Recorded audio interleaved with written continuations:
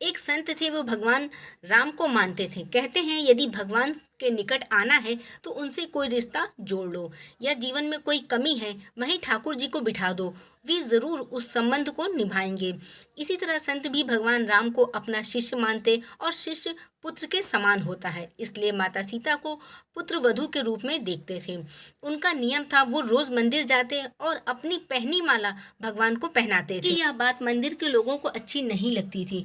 उन्होंने पुजारी जी से कहा, ये बाबा रोज मंदिर आते हैं और भगवान को अपनी उतारी हुई माला पहनाते हैं। उन्होंने पुजारी जी से कहा कि वे बाबा से इस बात का विरोध करें। अगले दिन बाबा मंदिर आए और पुजारी जी को माला उतार कर दी, तो पुजारी जी ने माला भगवान को पहनाने से इनकार कर दिया।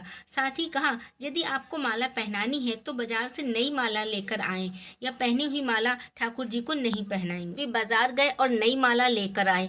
आज संत मन में बड़े उदास थे। अब जैसे ही पुजारी ने वह नई माला भगवान श्री राम को पहनाई, तुरंत वह माला टूटकर नीचे गिर गई। उन्होंने फिर जोड़कर पहनाई, माला फिर टूटकर गिर पड़ी।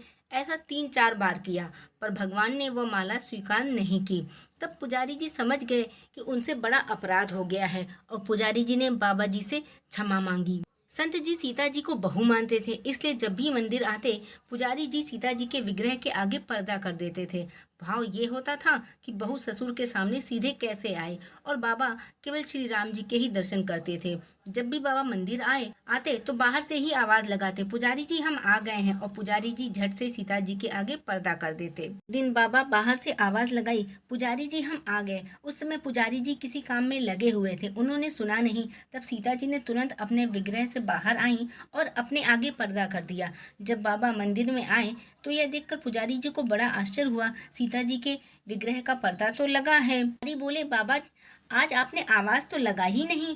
बाबा बोले, पुजारी जी मैं तो रोज की तरह आवाज लगाने के बाद ही मंदिर में आया था। यह सुनकर पुजारी जी और बाबा जी को समझ गए कि सीता जी ने स्वयं अपने विग्रह के आगे पर्दा किया था। आज से हम मंदिर में प्रवेश नहीं करेंगे। अब बाबा रोज मंदिर के सामने से निकलते और बाहर से ही आशीर्वाद देकर चले जाते। दोस्तों, ये कहानी है भक्त की भगवान के प्रति प्रेम की, आस्था की और